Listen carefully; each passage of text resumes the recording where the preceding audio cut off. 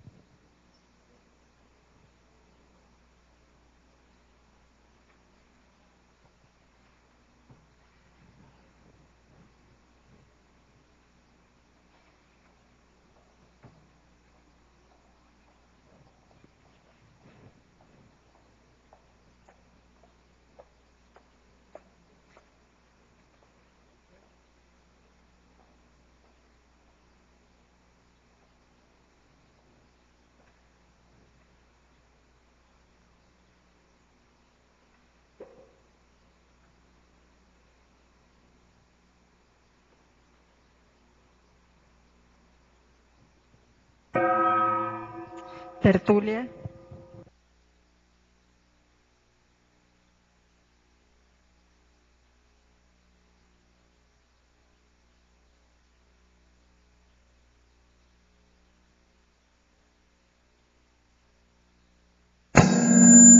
(49 elogias e 10 máximos). O tema é solidão profícua. A especialidade é autoconviviologia. Quem redigiu o verbete com muita classe, critério e dedicação é a professora Maria Luzia, que está aqui muito bem acompanhada hoje. Definição. A solidão profícua é a condição de autolucidez, discernimento e harmonia intraconsciencial vivenciada pela consciência homem ou mulher quando temporariamente isolada do convívio social ou mesmo em meio de outras pessoas, atuando na interassistência. A ortopensenidade na autoconvivialidade e na interconvivialidade. A afinidade pensênica na interação com sim, com sex. A manutenção da autolucidez, do discernimento e da harmonia intraconsciencial na condição de auto-isolamento. O isolamento temporário, deliberado e necessário. O isolamento circunstancial. O momento assistencial específico. A satisfação íntima de estar consigo mesmo. A disponibilidade assistencial sem esmorecimento. A singularidade da consciência. A autonomia consciencial. A auto- e a heteroconvivência acolhedora. O autoposicionamento frente à vida. Eu li apenas um trecho da fatologia, que tem mais de 20 linhas. Na parafatologia, a autovivência do estado vibracional profilático. O autoencapsulamento, ou encapsulamento energético interassistencial. O aguçamento da autopercepção, evidenciando a autoparapercepção. A projetabilidade lúcida, revelando a inexistência da solidão. A escolha autoconsciente cosmoética, definindo a comunicabilidade sadia nas inter-relações multidimensionais. Agora, na argumentologia, nós temos aí o tópico das vivências, com 10 vivências contextualizadas na condição de solidão proficiente. E em seguida tem posturas, com 18 posturas indicadas como indispensáveis para a prática da solidão profícua. Na remissiologia dos 15 verbetes, nós destacamos 5. Aceleração da história pessoal, alto rendimento evolutivo, isolamento dignificador, reclusão voluntária e uróboro introspectivo. Frase enfática. As situações de isolamento vivenciadas com discernimento e harmonia intraconsciencial pela consciência lúcida podem reverberar na solução de megapatologia humana, que é o medo da solidão. Você vivencia momentos de solidão? Consegue viver bem consigo mesmo? Sabe manter-se solitário em meio a outras pessoas, manifestando atitude serena e interassistencial? A bibliografia tem 6 fontes bibliográficas. Frase enfática aqui junto com João Paulo. São 20 itens. Solilóquio, autoescuta, serenário, autoimperturbabilidade, autoassistencialidade, produtividade. Isolamento, encapsulamento, autorrecolhimento, autoenfrentamento. Autonomia, autoconsciencioterapia, circunspecção, autorreflexão, autoconscientização, autoconviviologia, autoexperimentologia, autoparapercepciologia, intraconscienciologia e introspecção. Agora, o verbete do dicionário, nós temos aí periplologia. O argumento é historiografológico. Aqui é bom a pessoa ver com calma para entender tudo que nós estamos falando aqui, em poucas palavras, mas condições mais sérias, inclusive fazendo muitos confrontos. Agora nós temos aqui questionamento. Vou fazer uma viagem de avião semana que vem. Sempre dá aquela insegurança porque há algum risco. Gostaria de saber se o senhor tem algo a dizer sobre esse medo, se é normal ou é algum defeito que precisa ser estudado. Sobre o risco, é besteira ficar achando que ir de ônibus, embora demore mais, seja mais seguro? Olha, primeira coisa, quem tem medo de viagem de avião tem uma fobia. Isso é um processo de doença. Se eu tivesse medo de viagem de avião, eu estava perdido, porque eu viajei igual um camarada que trabalhasse na aviação. Mas foi preciso, minha vida inteira. Agora, eu pensava o seguinte, eu escolhia a companhia de segurança e não fazia nada excessivo. Tudo meu tinha sua razão de ser. Então, eu ia com tranquilidade. Agora, eu tive casos sérios. Tive que descer junto com um piloto, dentro de estrada de boi, com um avião, mas é que você sabe, avião Cessna é mais fácil de descer, né? Pequenininho. Ele flutua, etc. Tal, mesmo se apagar o motor, com um jeito ele vai. Então eu desci em estrada de boi. O avião aterrissou na estrada de boi, para vocês terem uma ideia. E aí a gente foi ver o que tinha, para acertar, porque estava apagando. Agora, isso tudo aconteceu. Já teve um outro caso também, que eu entrei, mas sem medo nenhum. Entrei no avião, e o avião estava cheio. Aí, ele anda um pouco lá, sobe, dá uma volta, e o piloto fala que vai descer, que está dando um processo. Na hora que desceu, o negócio demorou muito, muita gente parecia que tinha ido embora. O avião ficou com menos gente. Ele levantou o voo de novo, daí a pouco tornou a descer. Aí, quase ninguém entrou. O negócio era uma viagem para o exterior. Agora, eu estava com o Chico Xavier, o Chico virou e falou assim, então, meu filho, como é que faz? Eu falei assim, nós vamos que não vai cair o avião, e ele agora vai subir da próxima. Foi justamente o que aconteceu. Nós fomos, não tinha nem a metade dos passageiros. Então, a gente estava lá folgado, podia deitar à vontade, em qualquer lugar, porque o avião estava vazio. Fomos embora para a Europa, desse jeito.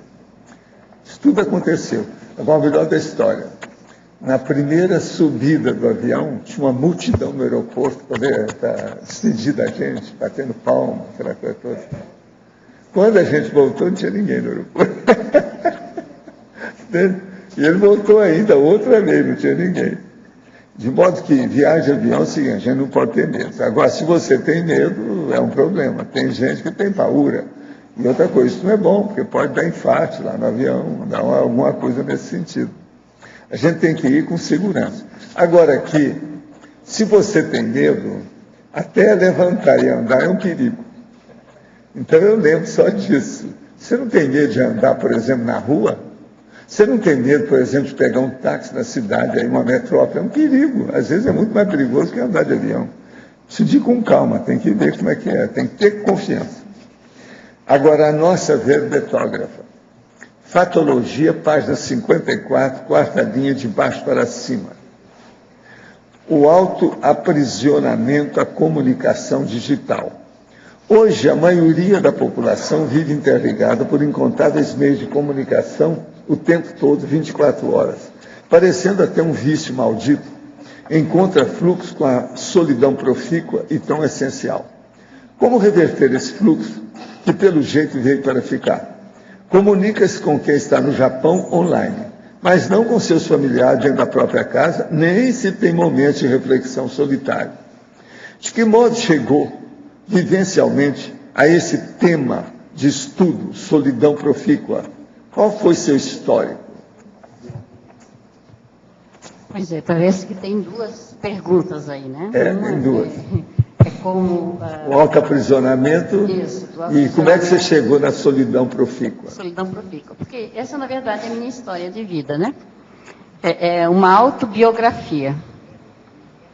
Porque eu nunca me percebi, né, nunca tive essa sensação, né, pelo menos assim de uma forma mais expressiva, a sensação de me sentir só ou de solidão. Então, como esse foi histórico de vida meu, para mim é fácil fazer esse equilíbrio entre o estar navegando, né, na internet, no momento necessário, em função da busca prioritária. Então, eu sei separar isso. A questão é assim, ó, o autofocar-se em si mesmo. O que eu quero neste momento com essa intercomunicação virtual? Né? Qual é a finalidade? Qual é o objetivo? Qual é a minha intenção? E tem que estar sempre atento. O foco é a pessoa, é a própria consciência nela mesma. Ela não pode se permitir ser engolida, né? Ser aprisionada pelo sistema. Gente, eu quero aqui convidar vocês a participar do primeiro workshop Vivência em Jardinagem. Vai ser a professora Silvia Tornieri, em parceria com a empresa Alfazema Eco Sustentável. A primeira turma é pela manhã das 9 às 12 e a segunda turma das 15 às 18. É daqui 3 dias, dia 24. Aqui no Fitolab, que é você descendo o caminho da lógica, ele fica à esquerda. Então, 9 horas da manhã, daqui 3 dias. Agora, quais são os tópicos? Ampliação da conscientização verde. 2, oficina prática de horta vertical. Agora, opcional. A pessoa pode trazer avental e 3 garrafas PET de 2,5 litros. Valor da inscrição, R$30. Inscrições na secretaria do CAEC. As vagas são limitadas. Aguardamos vocês. Isso é a primeira vez que nós fazemos aqui nesse nível assim, com essa técnica toda, todo mundo técnico, especializado, inclusive uma empresa. Agora, gente, vão ver isso.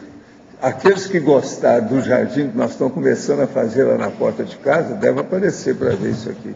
Que às vezes vocês vão ter mais ideia para dar para a gente. Nós recebemos ideias, sugestões, auxílio e colaboração para a jardinagem. Agora, esse aí é muito importante. Vamos pensar. Holopensene verde. É isso que nós precisamos de arranjar para as pessoas não ficarem muito materializadas com a vida artificial de asfalto e alvenaria, e cimento e laje. Precisamos sair da laje. Tá certo? Agora, ó, eu entrego vocês a nossa professora. Aqui, ó, na letra B. Jussara. Ali na fatologia,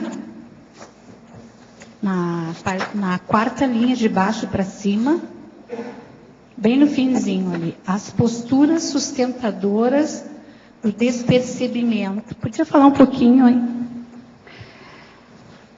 Certo. Jussara, isso tem a ver com a solidão latente despercebida, né? Então, para manter a solidão latente despercebida, a pessoa tem posturas sustentadoras que mantêm essa condição. Porque a pessoa, ela vive solitária, ela demonstra, né, ter uma condição de solidão mesmo, de isolamento, e ela não se rende a esta condição, ela não se percebe como tal, ela não ousa nem se questionar sobre isso. E nos dias de hoje, isso está muito camuflado pela chamada condição, né? A pessoa de vida bem resolvida, financeiramente bem estabilizado, não que todas essa situação sempre, né, leva a esse camuflamento, mas é possível, assim, ó, a pessoa super independente, bem resolvida, ela pode estar, em muitos momentos, camuflando uma solidão. E dentro dessa solidão tem, às vezes, o exclusivismo, né? Tudo é exclusivo para ela, e ela se percebe como exclusiva. Quer dizer que às vezes ela pode estar até numa melinha e... Pode, e normalmente essas pessoas podem ter uma vida social e profissional intensa. Então, essa intensidade de viver não permite que ela observe a sua intensidade de ser. Como é que você vê ali o momento da pessoa se recolher, ou se manter assim num momento mais introspectivo, na hora que tem que... Eu vejo, Jussara, que isso assim, ó, em vários momentos na vida nós precisamos disso, utilizar esse autorrecolhimento como técnica, né? Isso é técnica. Não é aqui uma apologia à solidão, é a sugestão de uma técnica, a técnica da autorreflexão, né, da introspecção, que é preciso na hora que você precisa analisar algumas questões cruciais da sua vida, que você precisa tomar decisões, precisa fazer uma revisão. Esse momento é importante. E é importante que você faça, né, se recolha para poder fazer uma autoescuta. Senão, no corre-corre do dia a dia, é difícil. E muitas técnicas que nós utilizamos, que é o caso da TENEPS, é um isolamento, né? Você tem aquele isolamento diário de 1 hora. Deliberado, né? Mas... Maria, oi, aqui no B. Seguindo a linha da Jussara, inclusive, literalmente na mesma linha, né? Na mesma página, inclusive, você traz aqui duas questões sobre o casal. Você fala da solidão a 2 do casal egocentrado, de baixo para cima, né, na terceira linha, e depois você traz o abertismo consciencial a 2 da dupla evolutiva. Eu queria que você explicasse um pouquinho mais a sua ideia aí. O fato de você ter alguém com você, ou conviver com alguém, não quer dizer que você... está imunizado, tá? Da condição de se sentir-se só, tá? A presença do outro não é garantia de que você se sinta acompanhado, tá? Então, a proximidade não é tudo. Então, no caso do casal egocentrado, a gente encontra muito, tá? Principalmente entre as pessoas comum, pelo menos que eu convivo bastante, tu chega para a pessoa e pergunta, e daí, seu fulano, como é que foi o seu Natal? Foi muito, por exemplo, né? Foi muito ruim. Eu passei sozinho com a esposa, foi uma tristeza. Tá? Agora, o cara passou acompanhado e com a pessoa que Coitada da esposa, né? Sim, e provavelmente, talvez a esposa diga o mesmo, né? Isso certo? Então, assim, eles se colocam como ter passado aquele momento que ele considerava importante como sozinho. E no caso da dupla evolutiva, né, dentro da proposta colocada pela Conscienciologia, isso é muito mais difícil, né? Eu acho que se o casamento está chegando, ou a união, ou a relação está chegando nesse ponto de que eu me sinto só na presença do outro, tem que ter a maturidade suficiente e o tempo necessário para estar fazendo essa conversa de forma aberta, franca e destemida. Ok. Eu só queria seguir nessa mesma linha do duplismo, já que a gente falou, e lá na página 58, o número 11, dentro das posturas, você também segue a linha do duplismo e fala ali de sair do autofilismo. Você fala na página 58. Página 58, posturas, número 11. Tá. Seguindo essa linha. Ah, sim, sair do autofilismo e da repelência ao duplismo intraconsciencial, né? Interassistencial. Interassistencial. O autofilismo é o amor excessivo da pessoa por ela mesma, né? Tá. A autoestima exagerada, elevada. Autofilia. Como? Autofilia. Exato. É a mesma coisa. Tá? Então, é assim, ó. É o exagero da autoestima. E a pessoa, ela se admira tanto, ela se considera tanto, que ela por si só já repele a aproximação do outro como dupla evolutiva. A gente observa que a pessoa está preparada, a pessoa tem condições, ela pode estar decidindo, optando por esta, por essa condição de viver a dois, mas ela não faz porque ela impõe uma série de condições, uma série de pré-requisitos que não dá, não é possível nem pensar, não, isso não quero nem saber, está tudo muito bom, eu gosto mesmo do meu cantinho, então ela vai por aí. Ela própria é o repelente. Ok. É como se ficasse na psicosfera. De uma Ela coloca-se no trono, né? Tá. E fica entronada, e ela própria é o trono e o rei e a própria admiração. Ok, obrigada. E aí, para o professor Valdo, eu tenho a curiosidade sobre o verbete aqui, eu não sei se eu consegui compreender, se eu puder aprofundar um pouquinho mais, principalmente ali a introdução.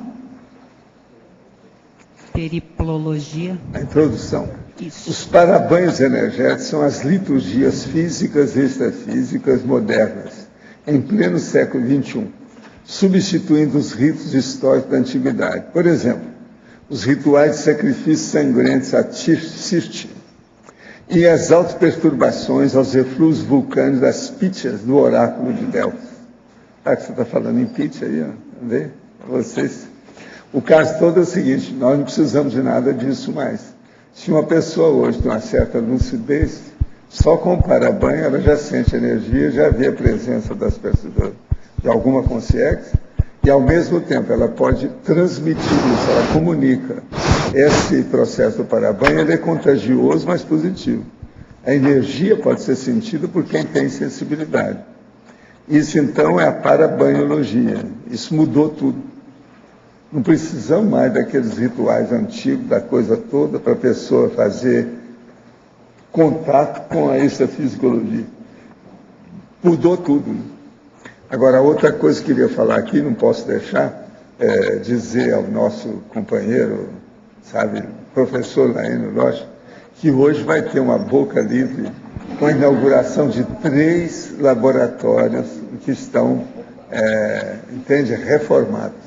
Então é muito importante que depois vai ter, não sei como, eles vão falar aí, alguma coisa nesse sentido, eu estou só te avisando. Tem 3. Você me representa lá, tá certo? Não pode esquecer isso. E amanhã também, de novo, né? Amanhã. Lançamento do livro. Amanhã.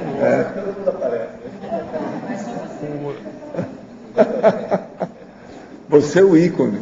Ícone da história. Mas é uma coisa muito alegre, né? Pode botar naquela listagem.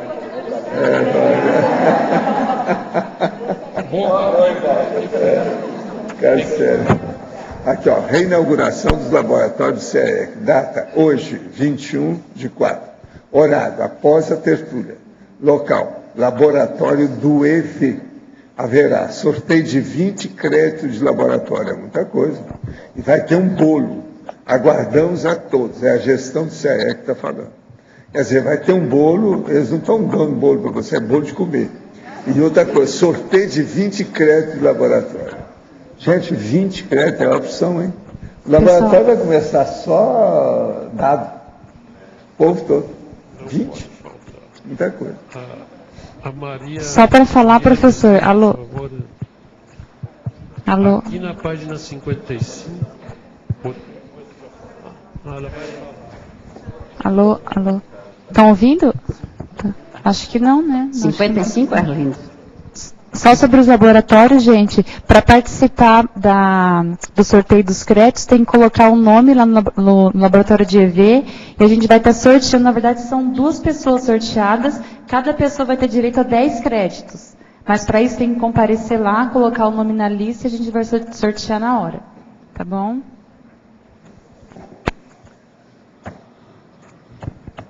Tá ok. Então é na página 55, a 4ª linha, as sutilezas nas reconciliações. A 4ª linha, de baixo para cima, Arlindo? De cima para baixo, página 55, a 4ª linha, de cima para baixo. Certo, a sutileza das reconciliações, né, na solidão profícua. Na hora que você se recolhe, que você faz uma autorreflexão, que você faz uma introspecção, você acaba ponderando a sua vida, a sua maneira de viver em relação aos outros. Principalmente em relação a alguma situação que naquele momento está exigindo mais a sua atenção no quesito inter-relações, né? E nesse momento você pode, de maneira sutil, e sem até o perceber naquele momento, está fazendo a reconciliação com alguma ou algumas pessoas.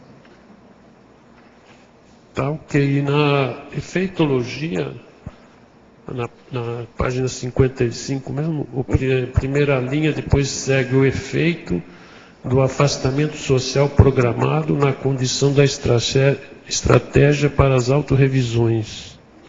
Tá. O efeito do afastamento social programado na condição de estratégia para autorrevisões.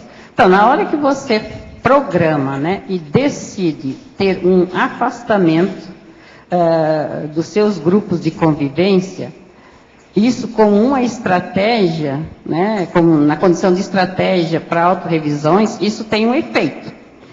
E dependendo da forma como, da sua intencionalidade ao fazer esse autorrecolhimento e da sua postura, né, da sua isenção, da sua autorreflexão sincera nesses momentos, você chega a uma autorrevisão positiva, né? Então vai depender de como você utiliza essa estratégia, tá? Mas a proposta é sempre para uma autorrevisão a maior, né?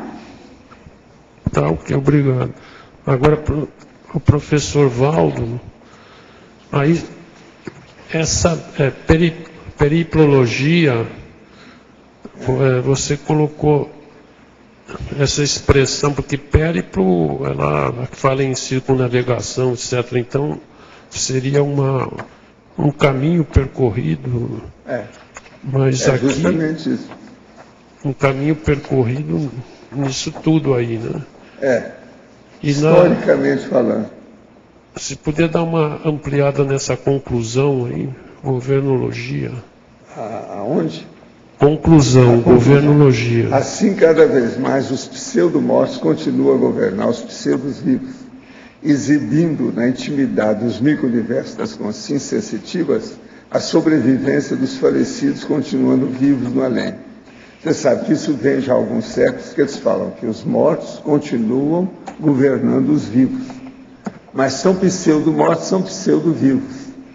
Eles são pseudo-mortos porque não morreram. E nós estamos achando que nós somos vivos demais, não somos nada.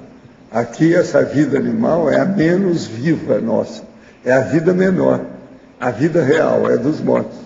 Então é isso que nós queremos dizer aqui, a conclusão que a gente chega é essa. Então é a sobrevivência daqueles que faleceram que continuam vivos no além e governando a gente. Olha o tanto de assédio, olha o tanto de assistência.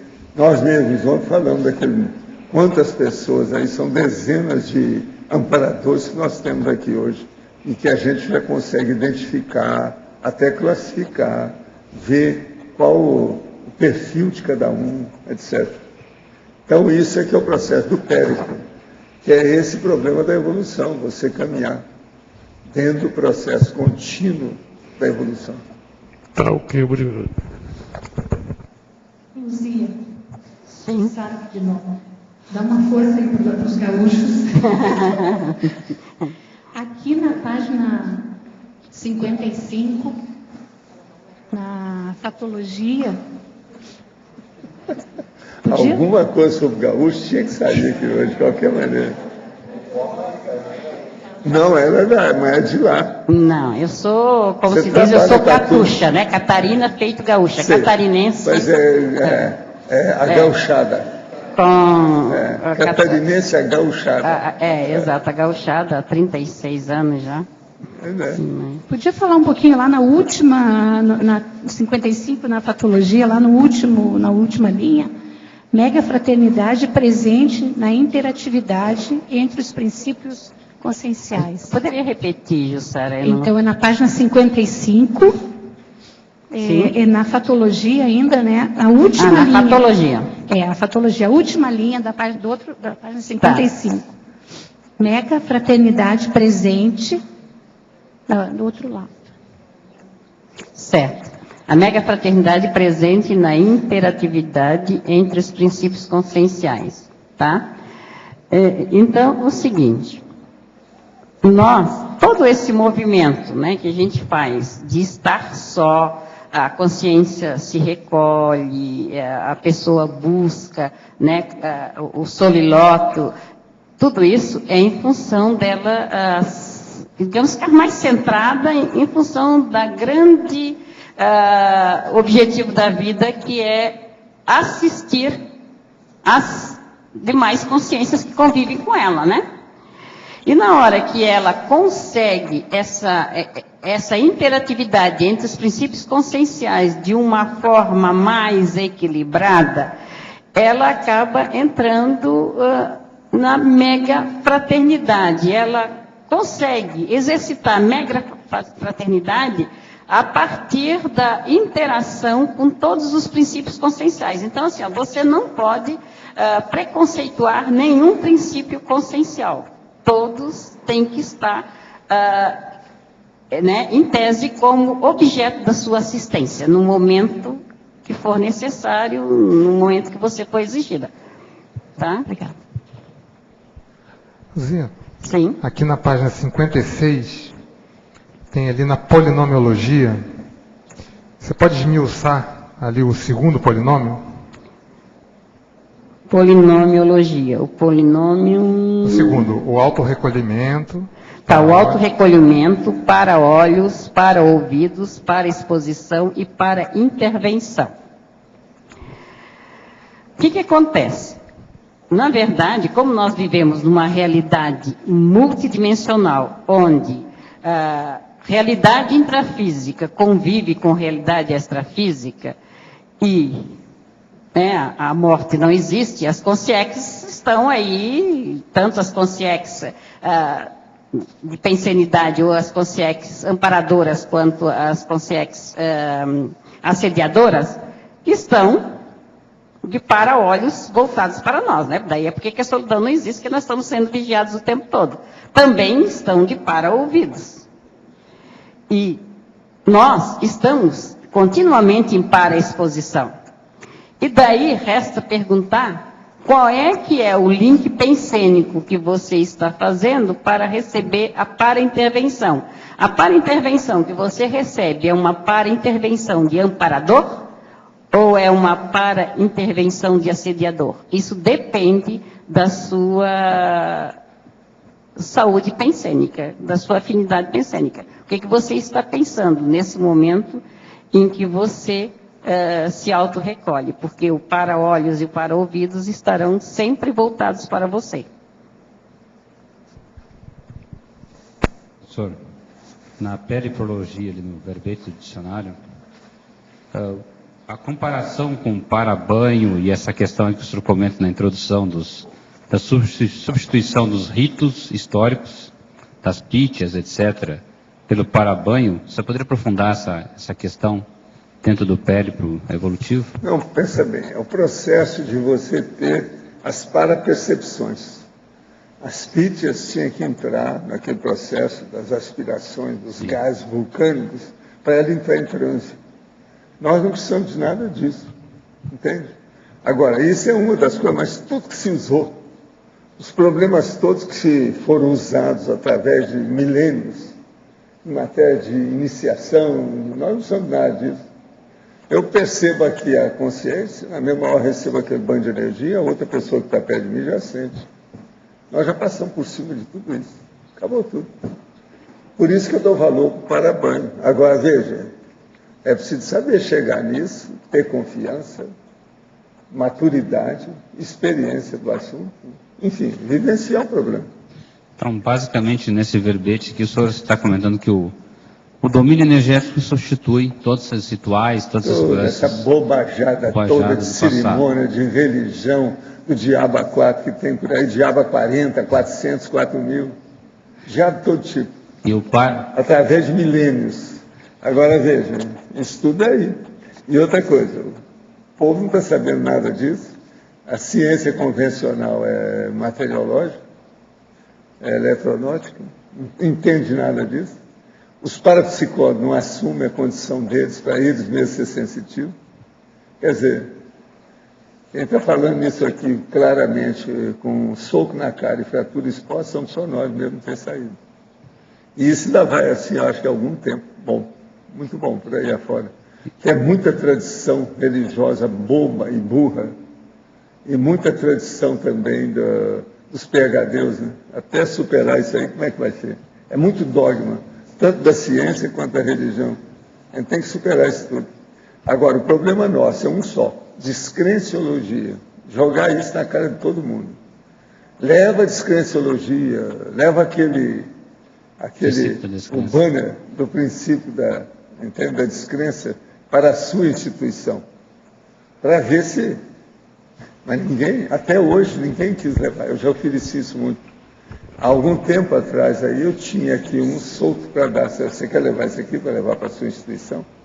É igreja, comunistas, universidade, academia, espiritismo. Ninguém nunca desejou levar o negócio. Na EC também seria interessante, na empresa... Na empresa conscienciocêntrica seria interessante. Não, eu acho que por todo lado devia de ter, né? Para fazer todo mundo pesquisar. Você não deve comprar uma coisa numa empresa sem pesquisar se o negócio é bom. Vamos ouvir algum freguês que já usou aquilo para saber o que se passa. Então, é levantar a lebre da experimentologia pessoal. Isso é que interessa. A autopesquisa. É o que faltou através dos milênios. Isso faltou. O senhor coloca o para-banho como sendo um ápice disso? Ou como é que o senhor coloca? Mas o que é bom de a gente pensar nisso aí tudo, viu? É muito sério nisso, Adélio. É a simplicidade do fenômeno que eu considero que é um dos mais sérios que tem esse. Agora veja, eu demorei uns 20 anos para poder falar nisso abertamente. Porque não adiantava falar no início, o povo ia rir de mim. Hoje eu tive que criar uma massa crítica, que são vocês, para poder entender o que estou falando. Agora veja, eu, de um dia para outro, convido aí o povo, aparece 250 pessoas na outra manhã para debater um assunto que eles nem sabiam o que era. Quer dizer, eu criei uma massa crítica, vocês não podem falar. Fato é fato. Está aí. Vamos entender isso. Agora, o para-banho é uma coisa que está na mão de vocês, tem que começar a ver isso aí. Tem muita consciência que está dando para-banho aqui. Tem semanas que não... Então, o povo tem que começar a pensar, ver essa sensibilidade, desatar esse problema. E esse é o caminho. Eu acho, por exemplo, que uma pessoa que começar a entender o para-banho através do EV, do arco voltaico e outras coisas mais, movimentando as 40 manobras de energia, por exemplo, ou a complementar e tudo mais, ela pode fazer uma classificação dos fenômenos. Isso aí abre o caminho de tudo quanto é parapsiquismo. Para chegar naquela questão da dispeticidade em 3 anos seria essencial. Isso aí é o máximo. Ajuda, né? Descerra o horizonte totalmente. Acaba com aquilo que eu chamo a parede, a janela e a porta. Devassa. Acabou. Isso é o máximo. Até de parapsiquismo é o máximo. Walter, aqui tem na parabanhologia o termo Circe. Eu procurei em tudo aqui, eu não achei um dicionário. Você vai ver que é uma deusa. É deusa. Que é o que eles faziam, então, as ofertas, oferendas a Circe. Realmente eles fazem Circe. Às vezes, fazer oferenda a Deus. Francês, lá, italiano, seu, lá da máfia. Entende? Circe. Deve ser uma deusa grega. Agora é só olhar que tem. O seu dicionário aí é fraco. Internet tem que aqui, pegar. a gente não... Você sabe, eu faço pesquisa em 50 dicionários para começar, né? Nós temos 6.000 lá embaixo. Né? Mostra que é tudo à mão. Também é. Veja bem, 50 para 6.000 são 120, 120 avos. Então vale a pena pensar. Vamos ver. Professora, aqui. Por gentileza, aqui na extra-engemologia, dou como sugestão, você poderia acrescentar a expressão em espanhol, estar solo e não sentir-se solo? Sim, é possível. Estar solo Sim, e não sentir-se solo. sim. Porque a proposta da solidão profícua é essa, né? Claro. Estar só, sem sentir-se só. Isso. Tá? Porque esse é o... A bússola. Exato. Tá? O segredo está aí. É poder ficar só no momento necessário, no momento escolhido, sem se sentir só. O ideal seria manter essa condição íntima, não? De estar solo e não sentir-se solo. Sim, e inclusive quando você estiver em meia multidão, porque em muitos momentos Sim. você vai estar, né? Em meia multidão, sozinho, por algum motivo, pode ser para observar, ou sei lá, por que razão for. Não. E você não precisa se intimidar porque você está só. Não, porque mas... você não está só. Não, mesmo uma pessoa que pesquisa ou que mora sozinha, sei lá, nas grandes cidades, Buenos Aires, São Paulo, tem muitas pessoas que moram sozinhas. Sim. Sim. Seria bom perguntar, ou, sei lá, se elas se sentem sozinhas, não? Parece que o sentimento de solidão, de ser solitário, predomina bastante, né, nos dias de hoje. E esse fato, às vezes, da pessoa morar sozinha, favorece, né? Favorece. E aí depende também como é que é o estilo de vida dela, né? Claro. Se ela já se considera bem resolvida, a super independente, aí agrava um pouco mais. Né? Porque a interação não tem como nós nos melhorarmos, como nós evoluirmos, como nós assistirmos, se nós não trocarmos com outra interação. Né? Mas o recolhimento também é necessário, né? É a autoconvibiologia para poder, né, você se abastece, você se fortalece para poder conviver com o outro. A verbetógrafa, Feminologia, página 57, sexta linha. Você citou a serenauta. Pelas suas pesquisas e experiências, de que modo analisa a solidão profícua do serenauta ou da serenauta e a manutenção da condição alcançada no laboratório, sendo levada para o dia a dia? Eu tenho a experiência, né, de citar, porque eu já fiz o serenário, né? Fiquei 72 horas no laboratório radical de heurística, sozinha, sem nenhum contato. Você está viva depois disso? Estou viva e bem melhor. Tá? E bem melhor. Então, é possível, né, ficar consigo mesmo por 3 dias consecutivos. sem pirar. E é possível continuar mantendo essa condição, dependendo, isso é uma questão de escolha e uma questão de autoatenção permanente. Né? Eu tenho que estar atenta permanentemente com a minha manifestação, com a repercussão da minha manifestação, com a manifestação do outro em relação, né, como resposta às minhas manifestações. Eu tenho que estar nessa interação e nessa autopercepção continuada. É uma questão de escolha. Se eu quiser continuar em permanente serenário, é só escolher. Você ficou 3 dias totalmente numa cela, fechadinha, sim, e ninguém teve contato com você? Ninguém. Aí é o caso da gente perguntar, teve alguma hora que te deu vontade de dançar pelada? Isso eu já perguntei para você, entendeu? Sim, não. Ficar pelada lá dentro, dançar, etc. O serenário... Não é uma coisa natural da natureza humana, uma situação dessa? Que a pessoa está se sentindo bem.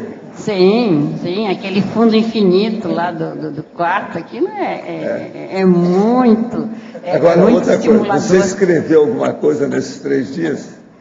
Sim, mas foi de fato assim, um marcador para a minha revisão mesmo, para minhas escolhas daquele momento, né?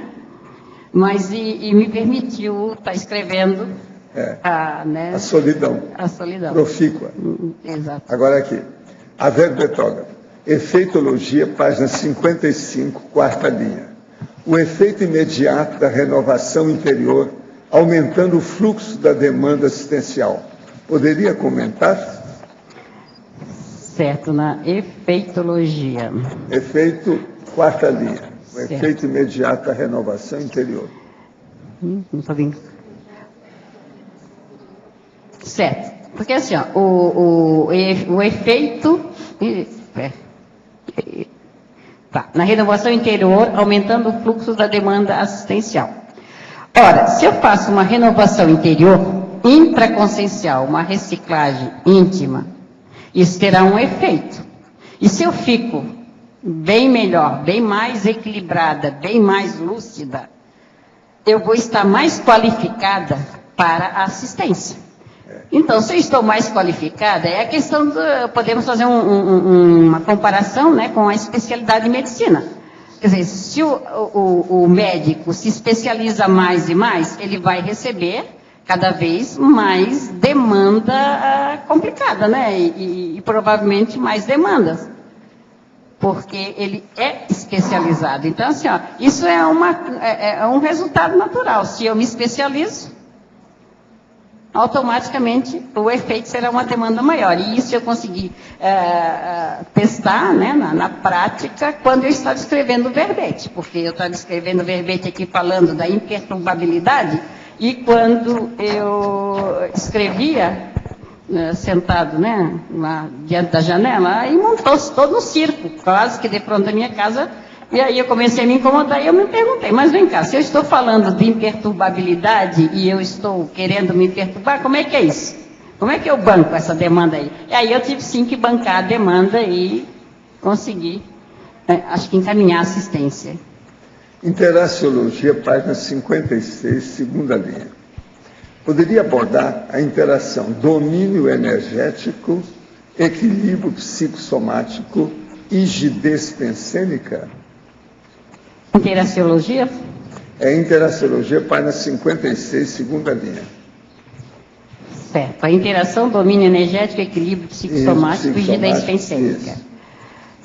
Para conseguir maior equilíbrio psicossomático, né, eu tenho que ter domínio energético. Sem domínio energético eu não consigo equilíbrio psicossomático. E sem o equilíbrio psicossomático eu não consigo ir à rigidez pensênica. Acho que é por aí, né, professor? Agora, ó, fatologia, página 54, 4ª linha. O que seria o solilóquio? Solilóquio. Solilóquio é o diálogo íntimo, né? A conversa da pessoa com ela mesma. Não é a ruminação, é a pessoa tranquila, equilibrada, conversando intimamente consigo mesmo. Agora, efeitologia, página 55. final da primeira linha. Poderia comentar o efeito do afastamento social programado na condição de estratégia para autorrevisões? Certo, eu acho que isso a gente já conversou, né? Já. Que é o efeito, a pessoa escolhe como estratégia isolar-se para fazer autorrevisões. E aí vai depender de como é que ela conduz essa reflexão lá para chegar a uma autorrevisão positiva ou não. Valdo? Luzia. Aqui só uma... O senhor trouxe agora há pouco uma frase que a gente já conhece, que o senhor fala seguido, que é: a vida real é no extrafísico. E ontem, também de manhã cedinho, o senhor comentou a transparência, fazendo uma referência à Comunex, né, a necessidade da transparência. Agora, qual é a grande dificuldade do extrafísico? Qual é a dificuldade da pessoa conseguir fixar a mudança? A dificuldade é a consciência manter o autodiscernimento contínuo. Por isso a necessidade autodiscernimento contínuo, que dá o equilíbrio, dá isso que ela estava falando, o processo da imperturbabilidade. Isso aí é que é o difícil. Agora veja, numa Comunex avançada, isso há uma imperturbabilidade. Então, se a pessoa chegar lá perturbada, ela não aguenta ficar lá. O ambiente não ajuda, não é bom. É igualzinho uma pessoa, por exemplo, que chega toda maltrapilha, cheia de barro, mal cheirosa, num baile que está todo mundo, ou numa festa enorme, naquele salão, com todo mundo a rigor, tudo perfumado, tudo arrumado. Ela não vai se sentir bem lá dentro. Como é que fica? Então, a situação da Comunex é justamente isso. Então, extrafisicamente, uma consciência, uma consciência, ou uma consciência projetada, ela vê se ela está no ambiente adequado ou não. Porque senão ela se sente um corpo estranho, forasteira, um peixe fora d'água, entendeu? Ela não se sente bem. Agora veja, essas Comunex, quando chegam num nível desse, ninguém tapeia ninguém. Porque a telepatia já faz solta, livre, clara, límpida. Então, o nível nosso de evolução é justamente esse. Então, a primeira coisa que tem é o seguinte: os cursos intermissivos são feitos já num ambiente mais ou menos desse. Já tem muito equilíbrio. É uma seleção. Agora, o que é que se passa? É lógico que se vai num curso intermissivo mais avançado, já vai ser numa Comunex ainda mais avançada que aquela. Agora, quando a pessoa chega lá e ela vem para cá, ela já vem para ajudar quem não é assim. O primeiro que ela vai ajudar chama-se ego, quer dizer, ela mesma. Para ver se ela mantém aquilo que ela já teve o rehearsal, o ensaio. Ela teve o antepasto, o prelibar, a degustação. Ela teve, então, entendeu? Um início do princípio, do começo dessa realidade. Então, a partir disso, você tem que chegar aqui, não pode ter conflito, não pode ficar perturbado, não vai criar problema. Por quê? Você tem que manter o equilíbrio. O verdadeiro status quo é do equilíbrio máximo. Entende? Agora veja, primeira coisa que a pessoa tem que dominar o corpo. Se ela chega aqui e está assim, ela não domina nada. Se ela não domina nem as energias dela, a hora que a gente fala mão, é onde você testa a energia grosseira pela mão, porque a mão a pessoa movimenta muito. Né? Então, o que é que se passa? É muito importante isso aí. Você está entendendo? Agora, isso tem que ser de uma maneira real, prática, concreta, positiva, ininterrupta. Sem voltar atrás. O tempo todo, em qualquer lugar, a qualquer hora. Tem que ter uma coisa onipresente. Pois é, mas aí é o desafio da coisa, porque lá no curso intermissivo o campo a base de toda a nossa da conscienciologia é isso. Então, por exemplo, isso aí nunca foi falado assim em ciência nenhuma, em arte nenhuma, em religião nenhuma. Por exemplo, o budismo fala muito umas coisas dessas, mas não é assim, está cheio de rituais, cheio de condições. Sim, a arte nem fala em hoje em dia, aqueles caso. monges budistas estão pondo fogo no corpo, estão reclamando das coisas, quer dizer, eles não entenderam nada da imperturbabilidade. A imperturbabilidade não pode ter guerra, não pode ir às vias de fato. O que não tem numa comunex avançada é vias de fato, isso não existe. Mas lá não tem isso.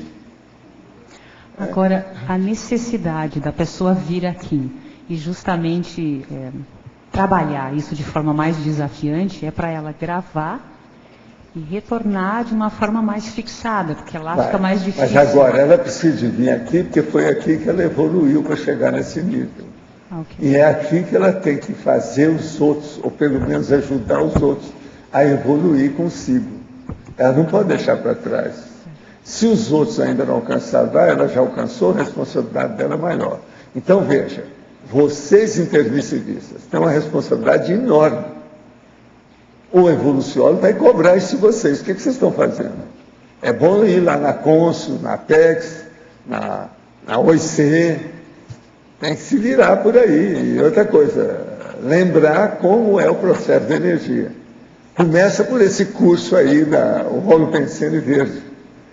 Vamos voltar para a natureza, ver como é que é. Porque o povo fica só em computador, até errado também. Como é que fica? Só computação não vai resolver as coisas, não. A gente tem que ter uma visão mais ampla, uma cosmovisão da situação. E não pode fugir do problema da natureza, porque a base da energia está aí. É a lignina. É o fitoectoplasma, que é aquilo mais primário que a gente está falando para o povo melhorar. Mas, de modo geral, está mais ou menos claro isso para você? Bom, com relação ao que você tinha falado da Comunex mais avançada, ou a Comunex que a gente vai, que dá o curso intermissivo. Quando a gente vai para o curso intermissivo, a gente é levado para o curso intermissivo afim a cada temperamento.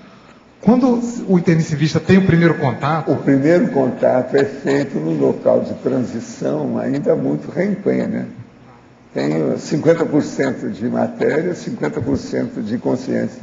Mas a minha pergunta é a seguinte, quando ele chega no curso intermissivo, naquele ambiente, a tendência é ter uma fase de ambientação ou ele já se sente bem no início? Tem a câmara de descompressão, senão ele não aguenta. Você tira uma pessoa que está aí no crosta a crosta da Terra, na crosta terrestre, que é baratosférica, e levar para um lugar desse, você tem que ter, às vezes, um período de descompressão. É igual você estar no fundo do mar, estar lá durante muito tempo, sob pressão, que tem que ir devagar. Senão te dá um choque. Por isso que a dessoma e a ressoma são choques conscienciais. Devido ao processo, porque não passa numa cama de reflexão. Agora, até certo ponto, o útero e a vida fetal é uma câmara de descompressão. É a hora que a pessoa se ajusta a um novo patamar. Esse é o normal, então, do intermissivista chegando no primeiro contato com o todo mundo. Um período. Todo mundo. E tem quem não passe por essa... Agora, não aguenta, melhor é o seguinte, é isso aí também que faz com que você, com o tempo, aprenda para ser amanhã um professor lá do curso, que sabe estar tanto na baratosfera como na comunidade paradisíaca. Você está entendendo? Ele está nas duas, depende do que ele precisa. Agora, é nessa hora que o processo de gênero, de sexo, de animal, tudo perdeu valor. Não tem mais razão. Só para ilustrar, a gente pode fazer uma analogia, até uma pessoa recentemente chegou para você, né, eu estava acompanhando, e falou que estava sentindo falta do barulho da rua lá da cidade. Foi. Né, da cidade não, lá do isso aconteceu conosco lá com o meu amigo. Então, que é mais ou menos agora, isso, né? Ele foi lá, ele saiu de Copacabana que ele trabalhava. Entende? Ele trabalhava em Copacabana. Todo dia, mesmo na avenida, lá na Barata Ribeiro, na rua Barata Ribeiro. Então, aquele movimento lá da cidade, aquele negócio todo. Isso, ele passou anos, nasceu lá em Minas, Monte Carmelo. Então, passou anos. Aí, ele resolveu passar umas férias lá, uns dias, com a minha irmã, vendo as coisas, tal. Lá pelo terceiro dia, ele estava assim, muito macambúzio, sabe? Entrega as baratas lá e perguntava, mas o que houve? Eu disse, não, gente, não tem jeito, eu vou dar uma saída. Ele foi lá, comprou uma série de pratos, veio com aquele monte de prato. Agora, depois escolheu um lugar lá, que tinha umas pedras no lugar todo, chegou lá e começou a pegar prato por prato. Aí fazia aquele barulho e falou, fazia aquela barulhada com a prataria que estava quebrando. Aí só falou, o que houve com você? Eu não estou aguentando o silêncio. Eu estou poluído pelo barulho lá de Copacabana. Chego aqui, esse silêncio está entrando na minha cabeça, não aguento. Agora precisei de fazer algum barulho. Agora estou me sentindo melhor. Isso tudo aconteceu. Teve os testemunhos. É a mesma situação. Então tem que ver a situação da pessoa, como é que é, entende? Como é que ela se adapta. Tem uma fase aí realmente de descompressão.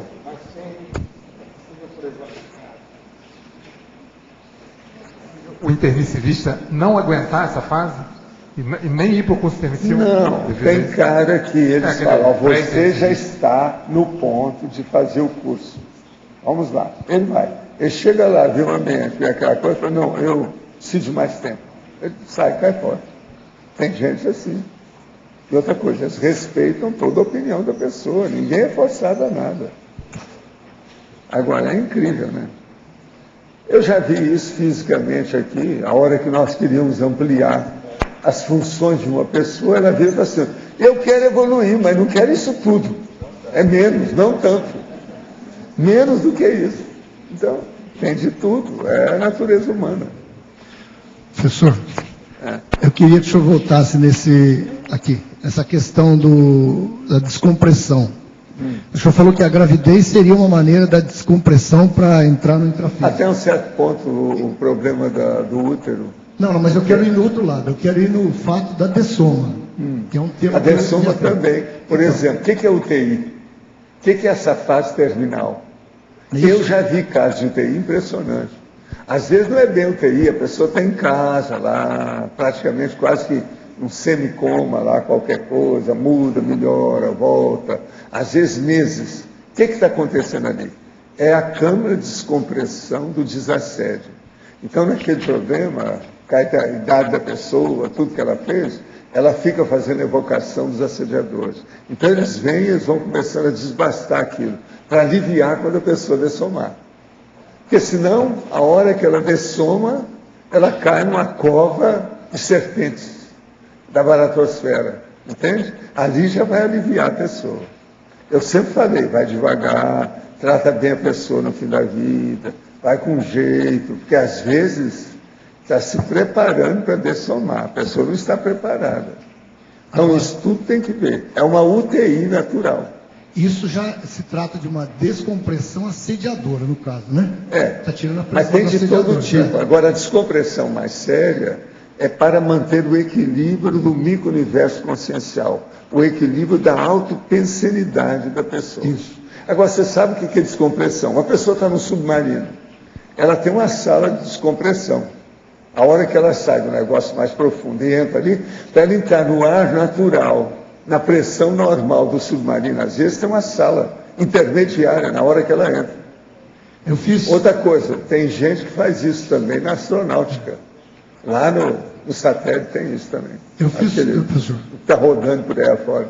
Eu fiz curso de mergulho e a gente fez um mergulho no México, que a gente foi a 40 e poucos metros. Você fez descompressão. E a gente teve que parar no caminho, não precisou nem entrar na máquina. Às vezes, a descompressão às vezes é feita por 3 etapas. Isso, Uma delas a gente ficou mais de 10 minutos parado, e sem ter o que fazer, um ali olhando para o outro e respirando, para ir voltando devagarinho.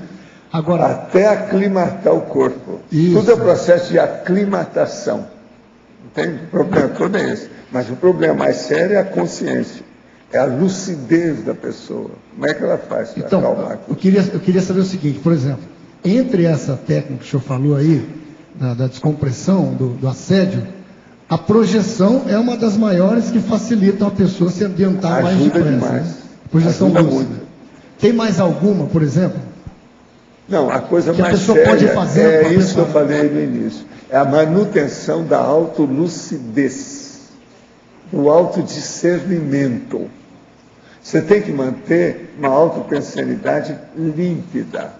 Não interessa o que acontecer em torno. O vulcão estourou. Aí você pergunta, qual a cor da lava? Está entendendo? Deu câncer do universo. Fala assim, não me interessa, eu não admito isso. Acabou. Entende? Você minimiza os processos. Você tem que ter confiança. Essa é a autoconfiança. A primeira coisa para se ter essa autoconfiança é o seguinte: a consciência é imatável e imorrível. Ela não morre. Tudo indica que ela é imortal mesmo, a situação toda vai continuar, não adianta. Então, o que é que se passa? Vamos com calma. Agora, tem algumas doenças que a gente pode relacionar com isso, por exemplo, um AVC, algum tipo de coisa que a pessoa vá se desconectando também gradualmente? Vai. Muitas dessas doenças, elas são abençoadas para a pessoa. Dos males, o menor que ela está passando. Às vezes é aquilo que ela precisa.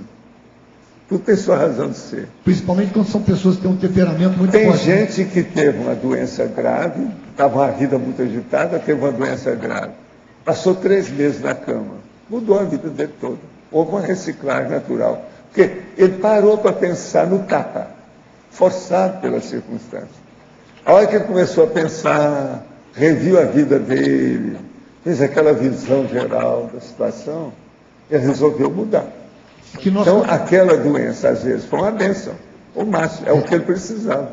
Está batendo com o que eu falei, que nós conhecemos uma pessoa, eu e minha esposa, que ela sempre teve um temperamento muito forte, aquela pessoa que sempre queria as coisas da maneira dela, do jeito dela. Ela já teve 3 AVCs, perdeu o movimento do lado direito, não está mal conseguindo falar, agora está com dificuldade de comer, e a gente percebe um assédio muito forte em torno dela. Continua. Sei, mas isso é porque vem do passado. Pois é, ela aí, eles estão vendo se amaina, se alivia um pouco o problema dela. Aquilo é bênção, estão ajudando. Às vezes tem amparador atrás. E eles vão tirando os assediadores que aparecem. Porque tem gente que às vezes tem uma freguesia muito grande. A clientela é enorme e muito variada. Então tem que ir com calma. É um entra e sai danado ali. Tem que ver. Agora, nós temos colocado ele na TENEPS, entendeu? Sempre ajuda. Agora, lembre-se, tem aqueles casos que são difíceis, né? Por exemplo, o caso daquela moça que eu sempre falo lá do Rio, que criou problema, e estava criando problema para a família toda. Ela desesperada, não queria morrer de jeito nenhum, e culpando tudo, a vida, o mundo, quem chegava. Aí me pediram, eu fui lá. Comecei a fazer arte voltaica, junto com uma amiga minha lá, que era amiga da família. Fomos lá várias vezes. Daí a pouco ela começou realmente a melhorar, todo mundo viu que ela melhorou, ela já estava querendo ver as crianças, ver música, escutar música, deitada na cama ainda com a doença dela, porque o negócio era metástase de câncer, uma opção de coisa. Então, estava ótima. Eu então viajo, vou para o exterior. Quando eu volto, eu pergunto, como é que está fulano? Eu falo assim, Valdo, você nem calcula. Dias depois que você viajou, de uma hora para outra, ela voltou ao estado anterior, mas num nível pior. Agora está até difícil chegar lá perto. Nós aconselhamos que você nem volte lá mais. Agora, a gente da própria família. Ela morreu revoltada com o cosmos. Quer dizer, os assediadores tomaram conta de novo dela. Deve ter sido uma nova leva. A primeira leva a gente aliviou, a segunda não deu jeito de atender. E ela realmente, ela demorou pouco tempo, uma semana depois ela dessomou. Ela estava no finzinho. Ela estava esperando para dessomar. Eles estavam dando um jeito para ver se ela melhorava. Fizeram o que foi possível. Mas o ambiente dela é muito engraçado. Quando a gente chegou lá, era assim, intolerável o ambiente. Você não aguentava ficar lá dentro. Aí nós fomos trabalhando com energia, conversando com calma. Eu lembro que eu usei até umas crianças que eram da família, que ela gostava muito do normal dela. A criança chegar lá, beijar no rosto dela, aquela coisa toda. Isso tudo começamos a limpar. Chegou num ponto que estava aliviado. Foi aí que eu viajei. Dias depois, desandou. Da minha viagem, o negócio deu para trás. Quando eu cheguei, já estava no finzinho da história, não tinha jeito. E aquilo foram poucos dias, não foi muito tempo, não foram meses, não. Então, veja, há os altos e baixos. Você está entendendo? Agora, a pessoa, quando chega no nível dessa, às vezes, ela que mandava em todo mundo, de uma hora para outra, ela fica lá numa cama, sem poder mexer com nada. Aquilo mexe no orgulho da pessoa de uma maneira absurda. Andando com aquele andador. Aquele andador. Não, o pior é quando não pode nem sair da cama. A pessoa está entregue mesmo, tudo. Não é fácil. Agora veja, isso tudo são as provas, exames e, vamos dizer, as experiências da própria vida. Faz parte da análise, vamos dizer, da pesquisa, da experimentação. É a vida. Agora, a gente, do lado de fora, tem que ajudar tudo que puder, né? Fazer força nesse sentido. Agora, quase sempre nesse caso, precisa de atender a pessoa e os familiares. É o que eu sempre olho. Eu olho todos os familiares que estão próximos. E todas as gerações, desde o pequenininho até o de mais idade lá. Que isso aí tudo para contrabalançar a situação. Aí já é uma parte da abordagem psicológica ao ambiente. Entende? Um ambiente grupal, familiar, doméstico. Isso tudo tem que ser visto. Uma outra coisa muito séria, quando a pessoa está assim, na UTI doméstica, familiar, você tem que ver qual é o regime da casa. Como é que aquela casa funciona? Quem é que é a dona de casa? Quais são os horários que eles têm? Isso aí é importantíssimo dentro da psicologia do processo. Os médicos, às vezes, não veem isso. Agora, os sensitivos, que é no caso do meu caso, para ver um problema desse, a gente vê tudo. Porque é o jeito de você aliviar o assombramento e o poltergeist.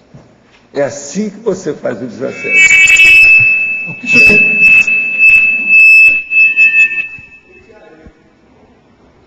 O que o senhor quer dizer com os horários? Você diz, isso é assédio. Assédio ruidoso, estático, sonoro.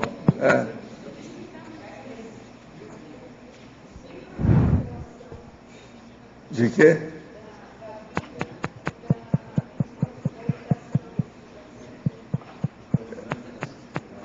Você está falando do holopensene? O holopensene é o seguinte: quando você vai ver que tem uma pessoa que está lá enclausurada na cama, a cama virou uma masmorra e ela não pode sair devido ao processo de alguma doença, e o ambiente é negativo, porque tem aquelas pessoas que estão nisso por pouco tempo, num ambiente ótimo. Elas estão preparadas para dessomar. Então é uma pessoa revoltada contra tudo e contra todo. Tudo que aparece, ela culpa aquilo pela condição que ela está. Então, o universo ela dá conta. Numa condição dessa, é preciso a pessoa sondar o ambiente do lar, daquela casa, onde ela está. Que aquela casa se tornou o hospital da UTI para ela. Então, ali você tem que ver. Tem cachorro na casa? Tem gato? Tem criança? Quem é que são as outras pessoas? Tem pessoa de idade? Tem alguma pessoa que usa tóxico? Como é que é a situação? Quem é que comanda? Quais são os horários da casa? Que hora que é o almoço? Que hora que é o jantar? Como é que é isso? O regime da casa. Toda lar, toda casa, toda residência tem um regime. É boboca aquele médico ou psicólogo que vai atender uma pessoa na casa que não sabe disso. Eu, como atendi muita gente em casa, no interior, de tudo quanto é jeito, inclusive na periferia da cidade, a primeira coisa que eu olhava era o regime da casa. Você tem que saber como é que é. Eu nunca fui lá. Eu preciso saber como é que é o ambiente. É assim que você entra na estrutura do holopensene doméstico. O intramuros, os indoors. Entende? E aí pode intervir. Aí você começa a ver onde você vai apalpando para poder ajudar. É isso que eu queria entender. Então, por exemplo, você chega lá e vê que às vezes tem um monte de coisa, como já aconteceu comigo. Eu cheguei lá, está uma pessoa ainda moça, uma mulher, deitada lá, o negócio já vinha já quase um mês, quando eles me chamaram. Eu olho assim de lado, tinha uma coleção de armas. Você está entendendo? De tudo quanto é jeito, perto da doente. Falei assim, que tal a gente tirar isso aqui? Vamos colocar flores aqui temporariamente. Porque lá tinha uma janela grande, podia pôr flor, depois tirava, né? Que não ia fazer mal. Vamos colocar umas flores no lugar dessa... Vamos melhorar o ambiente. Outra coisa, isso aqui está tudo preto. Vamos pôr as coisas bem claras e chamar a atenção de tudo aqui. Enfim, acabar com esse inverno, você está entendendo, sem lua, de foice no escuro, e colocar uma primavera aberta, radiante, no sol brilhante aqui dentro. Começamos a melhorar isso tudo, porque o ambiente estava carregadíssimo. Você já pensou? Você chega lá, tá a pessoa doente lá, dentro daquele ambiente baratrosférico. Como é que fica uma condição dessa? Agora, geralmente, isso são as pessoas que passam pior de tudo. E outra coisa, às vezes uma pessoa nova ainda, tendo uma condição daquela.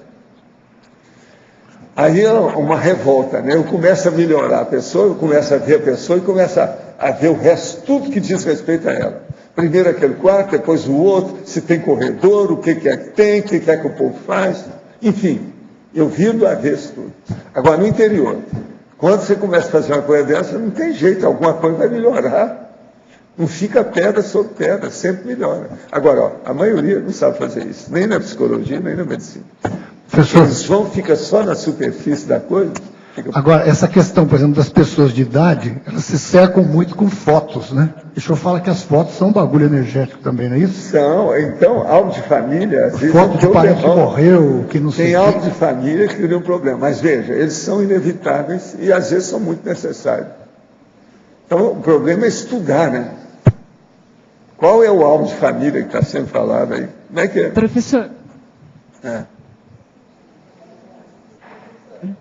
qual é o critério que você utilizava para ir quando era te solicitado ir naquela família? Como é que é? Qual o critério, por exemplo, que você tinha, ou você ia em quase todas, ou ia em todas? Não, ó, quando a pessoa está lá doente, eu vejo quem é que sobrou, que é o chefe ou a chefa da casa. Aí eu chamo ela de lado e começo a conversar. Como é que vocês funcionam aqui nessa casa? Se o doente foi para lá uma semana, a coisa está ainda quente. Se já está lá um mês, o povo todo já sabe. Então, eu quero saber de tudo aquilo que quer que se passe. E aquilo eu começo a ver e calçar tudo que eu acho que é negativo. Começo a limpar o negócio todo. Entendendo? Tem lugar, gente, lá no interior, que eu chegava, o doente estava lá faz um mês, antes de entrar no quarto, já sentia mau cheiro. Isso tudo tinha que dar um jeito, tinha que limpar. Agora, o melhor da história, eu chegava, arriava minhas coisas e começava a fazer limpeza eu mesmo. Entende? Na mesma hora, então o povo começava a desconfiar, vinha ajudar. Para a gente limpar tudo que havia, porque o negócio é terrível. Agora, como é que uma pessoa pode melhorar num ambiente desse? Aí as pessoas às vezes reclamam, eu falo assim, não, eu estou acostumado com hospital, onde tudo é limpo. Eu não sei trabalhar num lugar assim, não dá para ajudá-la num lugar. Eu colocava a culpa tudo em cima de mim. Está entendendo? Porque senão eu vou culpar o dono da casa, a dona da casa, geralmente é a dona da casa. Fica uma condição horrível, eu tenho que falar por mim. Então a minha desculpa básica era essa. Não, eu estou acostumado com tudo limpo. A minha mãe me acostumou assim, e é o processo da higiene. Tem que ficar tudo limpinho onde tem doente. Doente é um ser superior. Eu falava, é um bebê que a gente pode beijar popô. Então, aí o povo começava a pensar. Aí um olhava para o outro, via aquelas coisas todas. No outro dia, eu chegava lá, os outros quartos já estavam mais limpos, a casa já tinha sido varrida, a coisa já estava melhor. E outra coisa, eu não estou falando aqui de gente que está morrendo à míngua, não. Eu estou falando de gente de classe média, alta, tudo isso eu vi no interior. E essas coisas existem, até hoje. Tem lugar que você chega que o negócio não é fácil. Walter, é preciso ver. Queria tirar só uma pergunta contigo, tirar uma dúvida. Tá ligado. Na descompressão extrafisicamente... Então, tá ligado. Fala alto que a gente escuta. Bom.